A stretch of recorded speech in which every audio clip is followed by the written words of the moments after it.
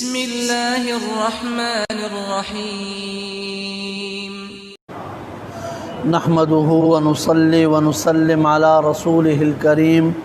اما بعد فاعوذ بالله من الشيطان الرجيم بسم الله الرحمن الرحيم يا أيها الذين آمنوا إنما الخمر والميسر والأنصاب والأزلام رجس من عمل الشيطان اللهم صل على محمد النبي الأمي وعلى آله وأصحابه وسلم تسلیما كثيرا كثيرا۔ میرے عزیز بھائیوں اور دوستوں بزرگوں اور امت مسلمہ کے مقدس ماں اور بہنوں، آج 25ویں شب ہے اور آج ہم جس عنوان پر گفتگو کریں گے وہ عنوان یہ ہے کہ وہ کون سے لوگ ہیں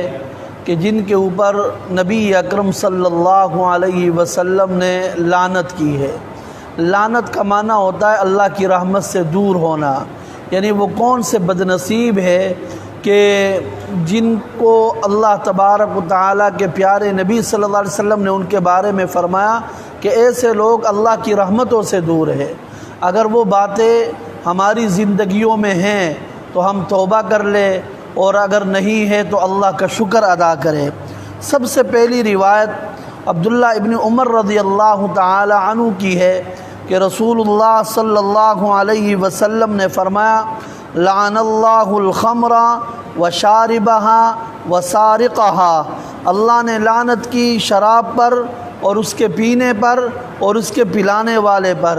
گویا کہ شراب پینے والے پر بھی اللہ کی لعنت ہے، شراب کے پلانے والے پر بھی اللہ کی لعنت ہے، اور خود جو شراب ہے اس کے اوپر بھی اللہ کی لعنت ہے۔ اور حضرت انس رضی اللہ تعالی عنہ کی روایت ہے کہ رسول اللہ صلی اللہ علیہ وسلم نے شراب کے بارے میں 10 افراد پر لعنت کی ہے۔ ایک، شراب نہ چھوڑنے والے پر، اور نمبر 2 شراب پینے والے پر، اور شراب کو اٹھانے والے پر، اور جس کے لیے شراب اٹھائی جا رہی ہے اس پر بھی اللہ کی لعنت، اور فرمایا کہ پلانے والے پر بھی اللہ کی لعنت،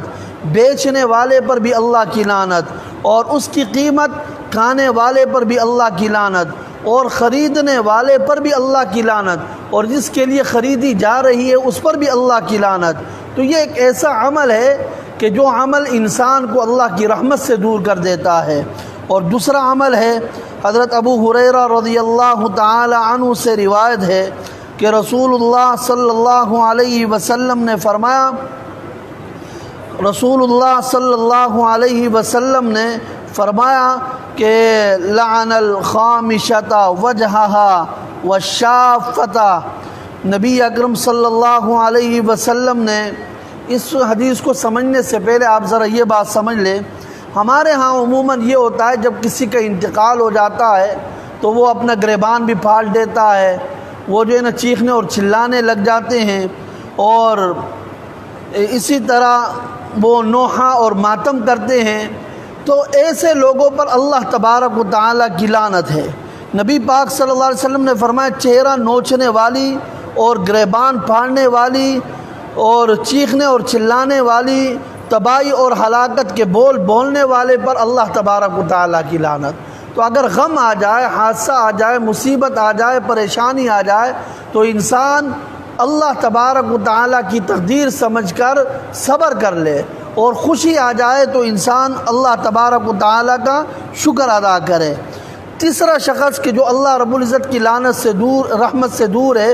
حضرت ابن عباس رضی اللہ تعالی عنہ سے روایت ہے کہ ان النبی صلی اللہ علیہ وسلم قال لعن اللہ من عمل عمل قوم لوط۔